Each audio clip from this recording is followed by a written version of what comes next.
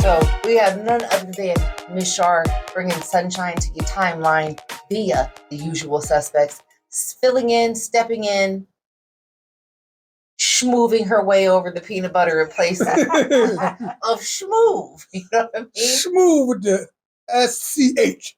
Schmoove. Schmoove. All right. And then we have her other high road, the enlightened one. The black one. The black one. The Mr. and Mrs. I am in the middle to bring disruption and chaos. Okay, no, we're going to talk about the first article. We're talking about Lil Boosie. My guy. He gave everybody the rules of what to do with their Thanksgiving dinner, in case you didn't know. He's also a rapper. You still eating them Thanksgiving leftovers 7 days later? Lil Boosie has words for you. All right, so the opinionated rapper is at it again, this time calling out the streaming giant, Netflix, for making the series Dahmer. The popular show about the serial killer has been trending since it premiered on Netflix about a week ago. Okay, all right. It tells the story of serial killer Jeffery Dahmer and how he targeted minority, homosexual males and lured them to their death. Boosie must have been seen the hype around the show and jumped on the trend, but he immediately regretted it. Sorry now. I don't know if he's sorry. That's what they say. As black people, we should boycott the Jeffrey Dahmer movie. What if he did to our black kids is effing sick. Hashtag Netflix. Take this movie down. It's sick. He practically yelled at his Twitter followers because it was in all caps. All caps is yelling. So Boosie was so disgusted that he posted a follow-up video about the show as well, mainly reiterating what his initial post read. Us as blacks, this is quoting Boosie, don't quote me. Us as blacks need to ban this Jeffrey Dahmer movie. This is some sick sugar honey iced tea. What he did to our race is some sick shit.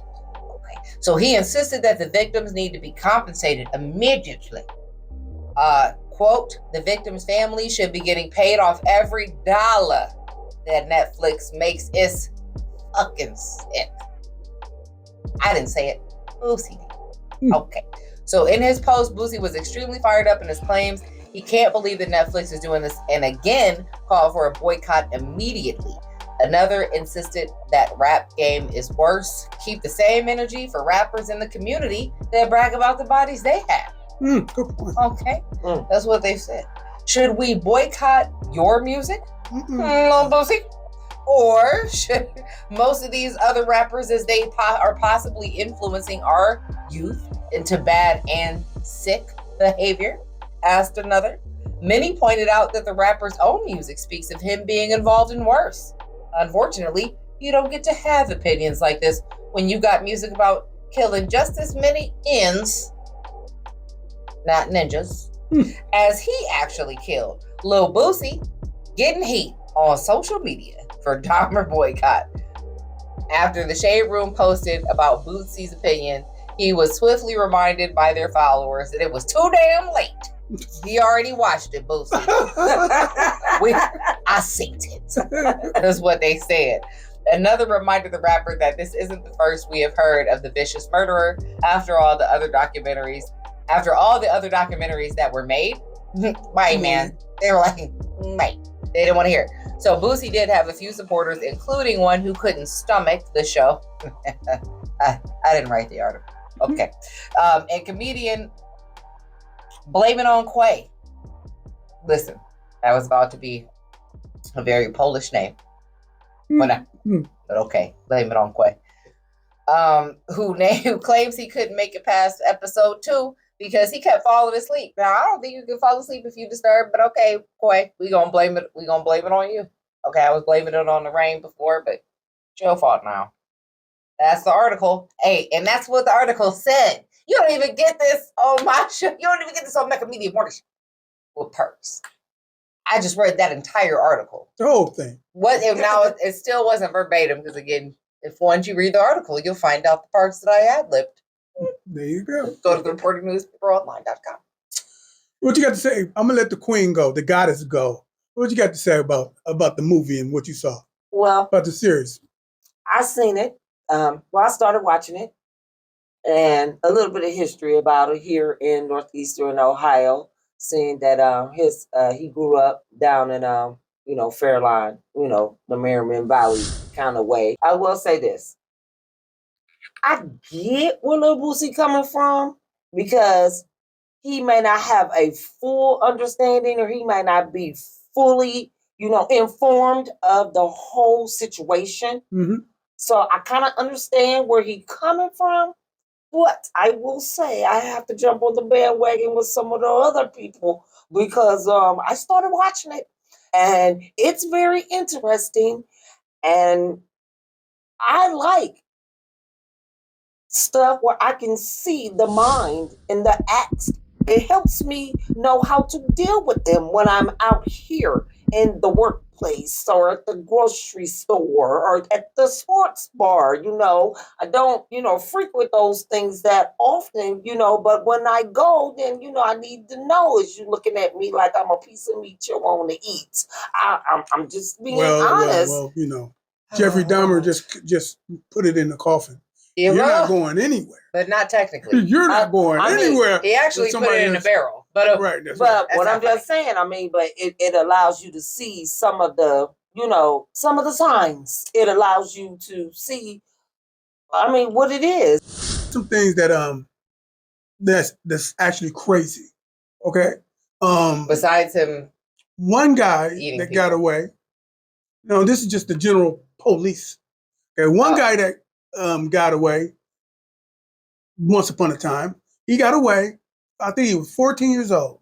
Oh, the one with the hole drilled in his skull? I don't know how he got ultimately dealt with, but what I do know is he got away. He escaped like the other guy did at the beginning of the movie. But this guy escaped, right? And then the people around him, he was running around naked, like help me, right, and stuff. And the cops was called. The people in the community was out there, and the cops. Jeffrey was out there, and the cop said, "Yo, what's going on?" Jeffrey was like, "This is my lover." The boy was clearly 14 years old. Everybody that watched it, they was like, "Wait a minute." The cops was buying that it was a gay homosexual, and I know I'm saying these words, yeah. But the brothers and sisters out there was like, "That's a little boy. That's not no." Yo, and they let him go back in there with Jeffrey. But they threatened to arrest the lady. That's what's wild. That's what's wild. They wasn't just trying to arrest a neighbor that was calling and saying that she was harassing people. So, the 14-year-old, he drilled a hole in his skull. This is the one that was running around naked on the street. Jeffrey drilled? Jeffrey drilled a hole in his skull and put hydrochloric acid, if I'm not mistaken, in his skull. That's what dude ended it, and he thought he was incapacitated him because right, hole drilled in your skull with hydrochloric acid in the hole. Like, ooh, you're incapacitated as far as I would think. But his will overrode all science and logic, and dude got out. That's how he got out. 14-year-old boy.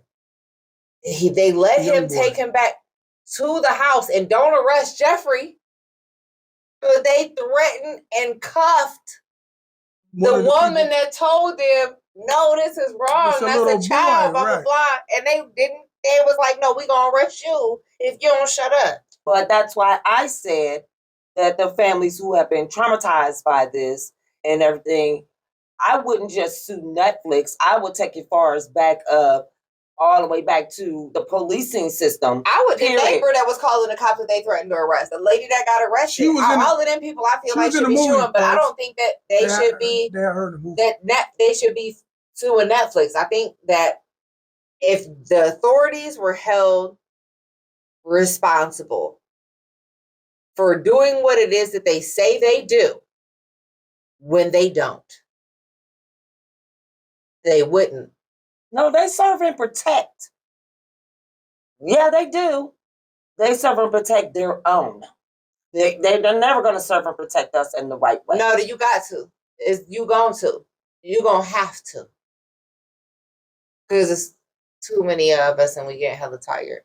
Well, when we police our own selves. There it is. But even if it is, it's still going to be some level of law enforcement and what have you. And if it means that we need to have people within our own communities, policing our own communities, and the reason why Black Panthers were created. You better say it and Yeah, don't delay it. right. But I wanted to bring up one more point before we move on to the next thing. I was also reading in the Post that they were talking about a book that he was reading that was popular amongst the Europeans about the fetish of eating African American flesh. Yeah, So that's a historical fact. Not just the book, but it's a historical fact that they used to do a lot of crazy, freaky things with the flesh of the black man. Okay, right now you can go into places and see purses, chairs, quote unquote, leather The fact that chairs they and had stuff. such an affinity for castrating so many black males in and of itself denotes a sickness. He said he was I saw it it was Inside Edition interview back then. You know, of course, it's all out now on my timeline. I seen it, and this lady had a candid interview with this guy, and he was so matter of fact. He called. First off, he wasn't even in tune with he was gay. He didn't think he was. He just said he just was highly sexual, and he didn't make peace with the fact he was gay. Okay. Then he was saying a lot of stuff that was kind of off the hook with what he was doing. He said he would listen to the heart. His main thing was to keep them people with him. Yes, that's why he had so many heads. I want to keep you. He would take one head to work when he put it in his locker all the time. Okay, and then he would start cutting the pieces off, and he would try to bleach the bones and stuff, keep these people around him, and so he started cutting pieces off because he wanted to eat them so they can be inside of him. This is what I will say. That's crazy. I will. Yeah. A lot of people.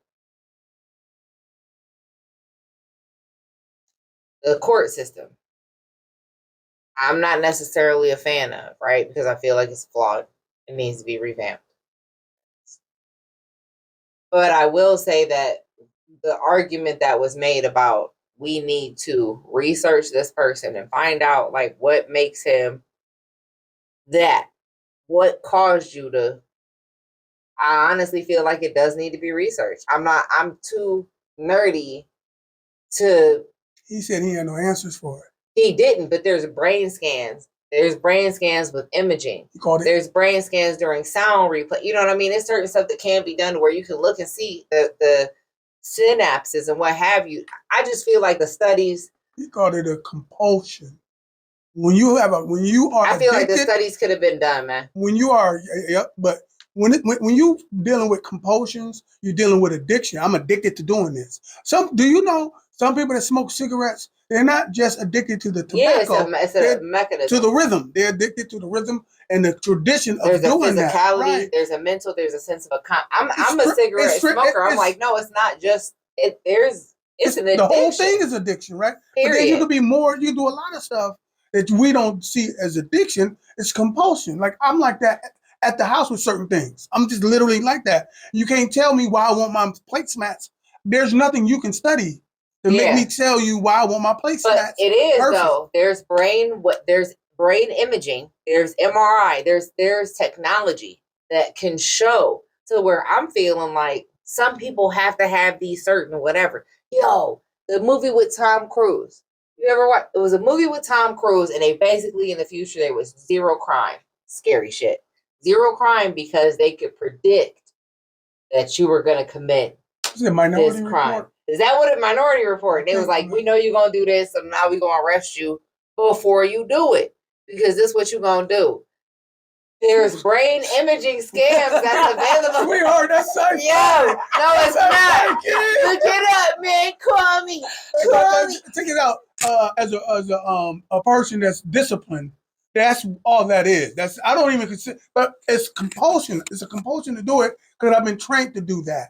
I've been trained to make my bed up. But what trained you? What was it? Was it nature? Was it nurture? Was it a predisposition? Was it a chemical? Whatever. It was a goddamn belt. Was it environmental? It was a goddamn belt. I know you ain't leaving my house. I know you ain't leaving my house. And to me, and I'm gonna just be honest, how I look at it after I watched Vikings. We're gonna get started the last point on this. Look, I'm just saying, after I watched the Vikings, and and Valhalla, and Mhm. they have to have the spirits and the gods with him.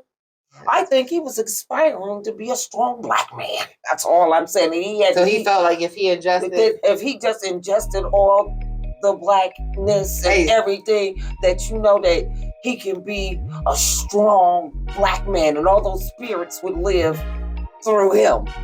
I'm just saying. He was a cannibal. He was a cannibal. I don't desire to be eaten in that way. So now that we, I'm just saying.